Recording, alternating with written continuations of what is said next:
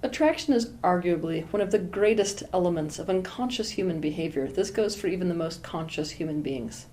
Attraction exists as a kind of two-sided coin. On one side, you have feeling states of the highest blissful excitement, and on the opposite side, the lowest desperate suffering.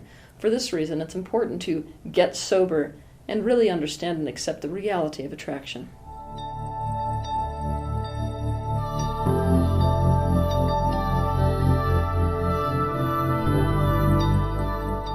The first thing to understand is that people mistake appreciation, attraction, and love as the same thing. They aren't. All three can exist in a relationship, but they're three distinctly different states. To appreciate something is to recognize the value and worth of something. It is to positively recognize its attributes. To comprehend attraction in a relationship, you have to zoom out with the aperture of your own perspective. When you do this, you will see something interesting. Attraction is a pull. It's that simple. It's a pull in the same way that desire is a pull. This pull occurs on a kind of sliding scale, from preference to wanting to needing to craving.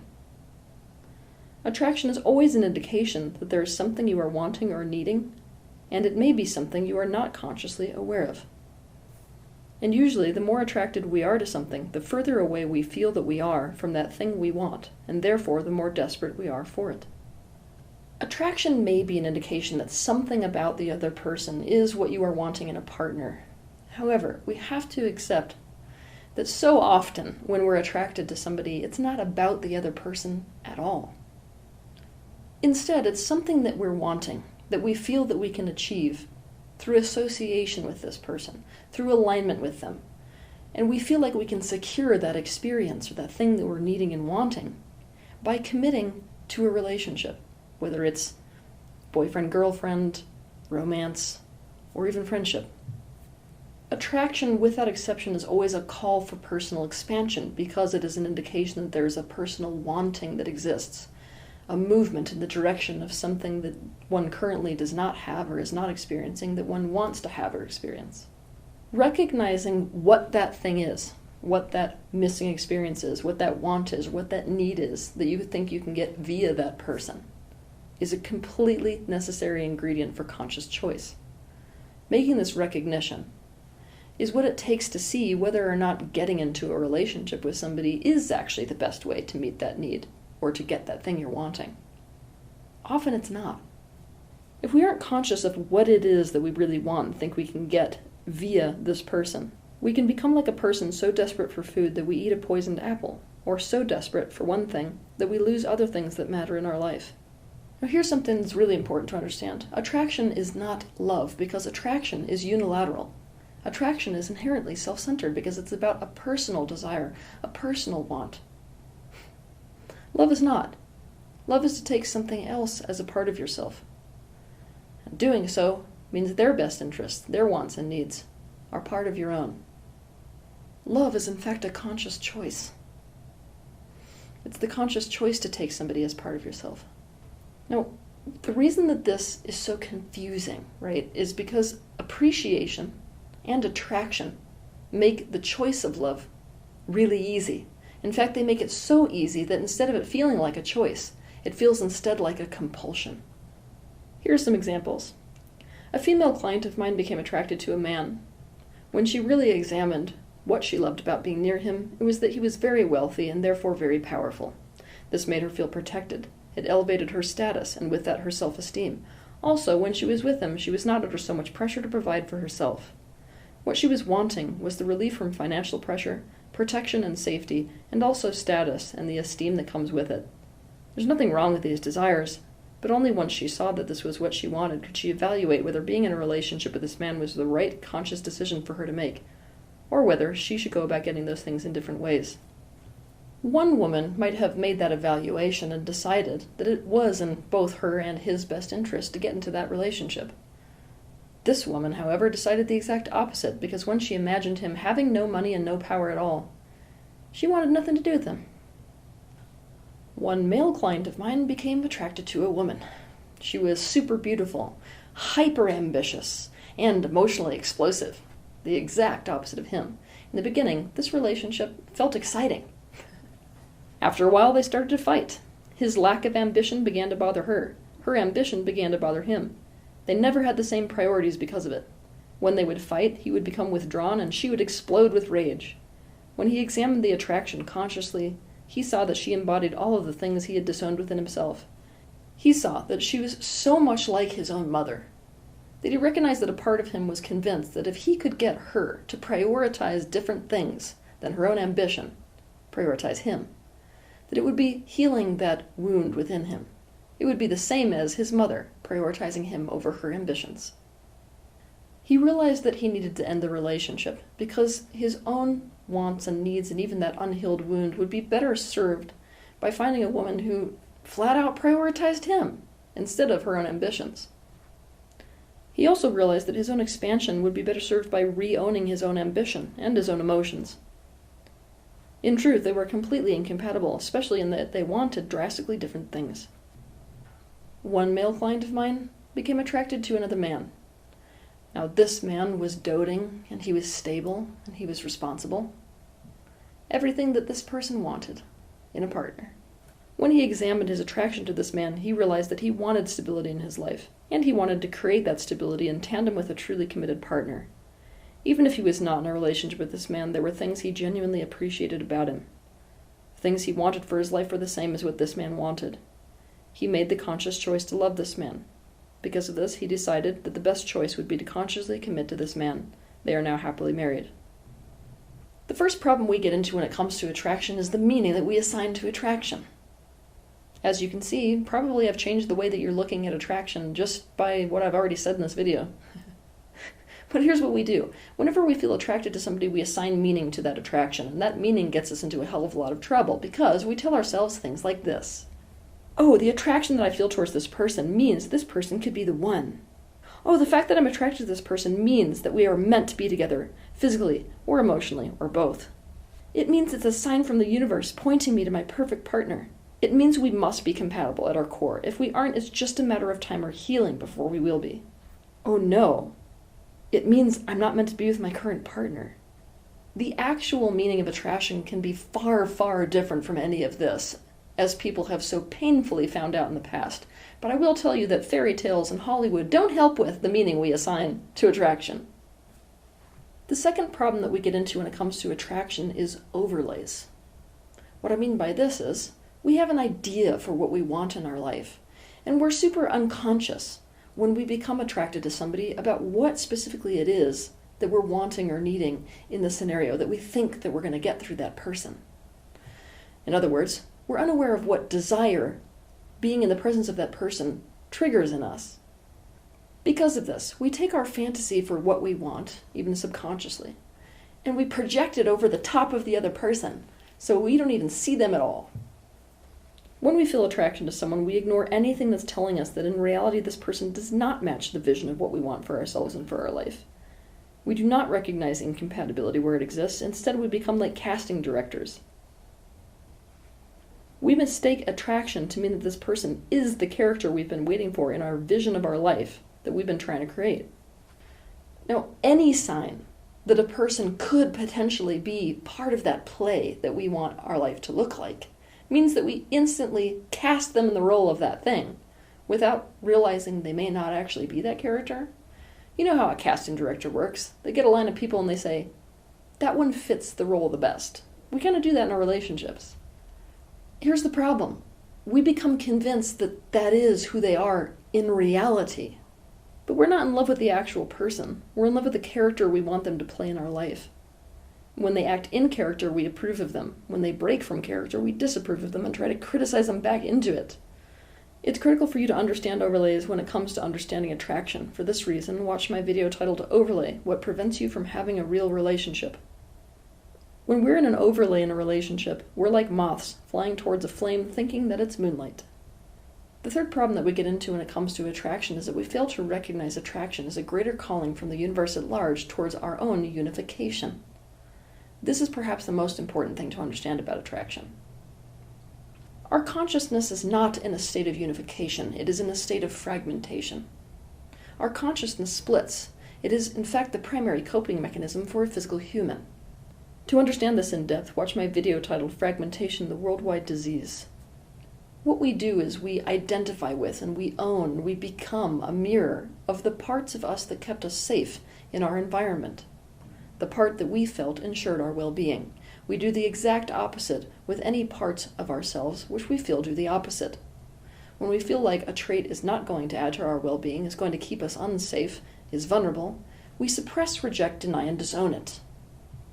This creates splits inside us. It polarizes us internally. Polarity implies attraction, just like a magnet. When oneness is the underlying truth of the universe, then polarity, too, will forever be finding a way to become one. Our being wants integrity. It wants wholeness. That's what healing ultimately is. Therefore, there will always be an internal wanting, whether you're conscious of it or not, for unification. And this means that our attraction is going to be towards what? Those aspects of ourselves that we suppress, reject, deny, and disown.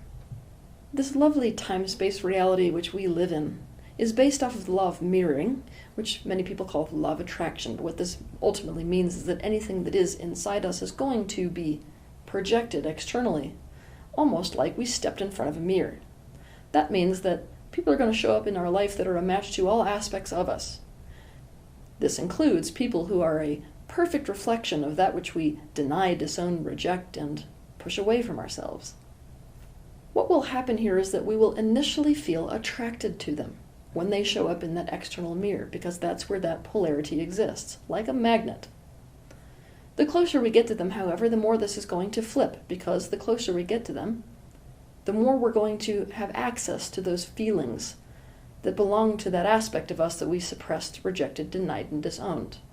It's going to bring up the original wounding that caused the fragmentation to begin with. Now eventually, instead of feeling in love with this person, we're going to reject them, deny them, and disown them the same way we did that part of ourselves that they are reflecting.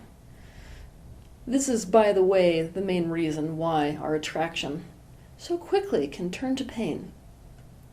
Attraction is so often an indication that you have suppressed, denied, rejected, and disowned a part of yourself long ago and are receiving a calling to reintegrate that part of yourself. Doing so is in fact the only way to be sure whether someone is actually compatible to you. It is also a powerful way to eliminate the crazed craving you might have for that person who you know does not contribute to your well-being, even though you're so attracted to them. Now, this is the universe's loving way of causing us to reintegrate, but in an external way. It's almost like if we're able to love that thing, which is a reflection of what we rejected, denied, and disowned, it's an externalized way of loving that part of ourselves. So you can understand this, I'm going to do an example. Let's imagine that at 4 years old, a little girl's daddy leaves. When she leaves the family, obviously this puts mom in a position where she has to get a full-time job. So now, almost overnight, this little girl has lost her emotional support, and she has to be alone, almost all the time. She has to fend for herself. There's nobody there to work through her emotions with her. Now, there's still this very vulnerable side of her. It's going to be represented by this tile. See the pattern? Now, this part of her is vulnerable. This part of her needs people. This part of her really wants mommy and daddy. This part of her needs guidance. This part of her is dependent. This is not going to get her anywhere in this situation, is it? Because nobody's going to caretake this part. In fact, it's going to get her in more trouble. So she's going to do something. She's going to split between this part of her and a part of her on the other side that is independent. This is the part of her that can climb on top of the counters and get her own food. This part is fiercely independent, doesn't need people, in fact pushes them away, because this one knows that getting close to people leaves you feeling like this. Now, when people describe her as she grows up, they're going to describe this one, because this is what she's identified with. This is the aspect that shines through her as her personality. People will describe this woman as a fiercely independent woman who's kind of edgy and really doesn't need anyone. Is it the full truth of her? No. But this is what she's suppressed, denied, rejected, and disowned. Because of that, this is where the polarity exists. So where do you think her attraction is going to be? You got it right. So what's going to happen is this. In this law of attraction-based universe, there's going to be a person, let's call it a man, who is in this pattern. He is a perfect reflection of this one in the external world. Now, when she initially meets this person, she's going to feel the attraction at first. Then, as time goes on, she gets frustrated by his neediness, frustrated by what a childlike person he is, frustrated by his dependence, frustrated by how clingy he is. What she's really reacting to, it's more like this, what she's really reacting to is that part of herself. And she is going to treat him the same way she treated this part of herself. She's going to eventually reject, deny, and disown it. She's going to push it away just like she pushed this part of herself away to begin with. Now, the other alternative here, which is what the universe is trying to force, is that she can, in seeing this reflection, when she comes to love that part of him and love those aspects of him, she's drawing that part of herself closer and creating an integration within herself. This can be done consciously as well, which is what I'm trying to teach people relative to their attractions. It's when you feel that attraction to the external, you recognize it as a part of yourself, and therefore step closer and reintegrate that part of yourself. Now, a lot of times this actually makes the attraction go away. The fourth problem we get into when it comes to attraction is that the body also has wants. And a lot of those wants, to be quite honest with you, don't perfectly align with what you mentally and emotionally want. This is where biology comes into play, and it comes into play strongly. These wants from the body create physical attraction. The science of attraction and the biology of reproduction fall into this category. If the body wants to breed and wants strong offspring, it will respond to pheromones, for example, regardless of whether the person with those pheromones is compatible to you in other ways. I will never forget a conversation I heard between two women. One of these women was doubting whether the relationship she was in was really right for her because this man had proposed. And she was like, well, I don't know if I should really marry him because, let's just be honest, it's not the best sex I've ever had. And this other woman looked at her and said, you don't want the best sex you've ever had, guy. The best sex you've ever had, guy, is in jail. Now, I had to laugh because there's a teaspoon of truth in what she said, which is that just because you're physically attracted to somebody doesn't necessarily mean they're the right partner for you. In fact, physical attraction can be the thing that gives rise to the very strongest overlay. People go into a kind of blindness when it comes to physically attractive people. They allow for behavior and all kinds of traits that they would never allow in somebody who is less attractive. If you think you fall into this type of a dynamic, I want you to play a game. I want you to take that person who you think is so physically attractive that you can't handle it, and imagine them ugly as hell, the most unattractive you can possibly imagine. Now watch the way that they behave. Now watch the things they do. If this is a charismatic, attractive person, put them on mute as well, so you can no longer hear them either, and you're just observing their behaviors as if watching a silent movie. Now what do you think of this person? Do you have the same level of appreciation for their behaviors, for the things that they're doing? Pay attention to the way you have felt about everything I've said in this video. Problem number 5 when it comes to attraction is, we love it. Let's just all admit it. We love the fairy tale. We love the Hollywood story. We fight for the butterflies. Now, aside from the fact that the physical components or chemical cocktail that's going on within you in response to attraction feels awesome physically, the main reason that we fight for attraction and for those butterflies in the stomach feelings is because we all know at a subconscious level that attraction implies desire and wanting. If anyone tells you to question your attraction or to go for a relationship that's based off of a conscious choice instead of fierce attraction, all we hear is, don't go for what you want. This creates a feeling of drudgery. The reason for this is that our parents raised us this way. They raised us to do what we have to do, not what we want to do. They raised us to oppose our own best interests and desires for what they thought was best for us. And we became miserable as a result and uninspired. We could consider the process of socialization to varying degrees to be a killing off of the internal guidance system, and attraction is one of the only things strong enough to survive this killing off of the guidance system process. It is one of the only things strong enough to make us go towards what we want, regardless of whether or not it makes any rational sense. It is one of the only things strong enough to force us to follow our feelings towards what we want and really feel alive and excited for our future. And here's the thing. Unconsciously doing that, following the way we feel, regardless of any awareness around it, is still better, I mean drastically better, than doing the opposite. It is drastically better than denying your own desires and your own pull towards the life that's right for you. That being said, it's going to cause your expansion. Everything does.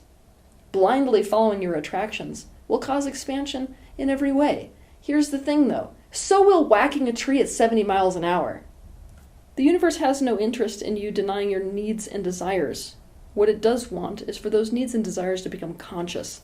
And believe me, if you were conscious of what those needs and desires were, it is a guarantee that you would be meeting those needs and desires in drastically different ways. And often not in the way of being in a relationship with a specific person who triggers that want and need within you. When it comes to this point 5, number 5 reason why we have such an issue when it comes to attraction, it is critical for you to understand that the universe's message to you is not to deny your desires and needs. It's simply to become aware of them so you can meet them in much more conscious ways than simply flying into a relationship with somebody who would be the same as whacking a tree at 70 miles an hour. The 6th problem that we get into when it comes to attraction is that we assume the second that we feel it, that it's an indication that we are compatible to someone. The truth couldn't be any farther from this if we tried. Now, this dynamic is especially true in one situation. It's when our attraction comes from the desire for someone to be like us so we can feel belonging and not feel lonely anymore. This creates a cut from the same stone, or the only two of the same species feeling. But attraction in no way implies compatibility. In many cases, attraction can imply the exact opposite. For a relationship to genuinely be a good relationship, it has to feel good to both people. It has to add to the well-being of both people involved. We have been conditioned to believe that if we are a genuinely good person, we should be able to have a feel-good relationship with anyone and everyone, regardless of what role they're playing in our lives. It is tempting to assume that incompatibility is simply about having differences. It's not. What incompatibility is really about is putting people with these non-harmonious differences in roles or positions with each other that require there to be either no difference or that require a difference that is non-harmonious in nature to be harmonious. When incompatibility is present in a relationship, it is only a matter of time before either one or both people in the relationship will feel shame for the way they are and for what they want, and also feel totally unloved. To understand this concept in depth, watch my video titled Incompatibility, a Harsh Reality in Relationships. A lot of people feel uncomfortable about attraction. Now here's the thing. Attraction is not going to go away. Attraction is going to be a part of your life. It's going to be a part of your life regardless of whether or not it's convenient, regardless of whether or not somebody's actually good for you, regardless of whether or not you're in a relationship already. It is a fact of life because fragmentation is a fact of life. It's a fact of life because desire is a fact of life. It is critical to know where that attraction is coming from and why. When you understand this, you can decide what to do with it consciously. If what you are wanting is overall well-being, overall harmony, overall happiness in a relationship, then the choice of who to partner with has got to be a multifaceted and a conscious choice. Not a compulsive one. The way you will experience the relationship with that other person within your body is that it will be an exhale, a relief and relaxation in your body. It will feel like coming home, as opposed to an inhale, a tension, and an excited craving. And the more conscious you are of what you really want, the easier this will be. The further that you get on this path of awakening, what you will see happening is that you will begin to develop an appreciation for all things in existence. You will be able to recognize the positive in anything. Also, what will happen is that when you feel an attraction, that will be almost like an alarm bell going off that is indicating a desire you have or a fragmentation present within you. You will use it as a call for integration and a call to make conscious choices to line up with what it is that you are wanting. On top of that, it will feel like you are making the conscious choice to love. And you will be selecting people for roles in your life according to priorities and genuine compatibility. Have a good week.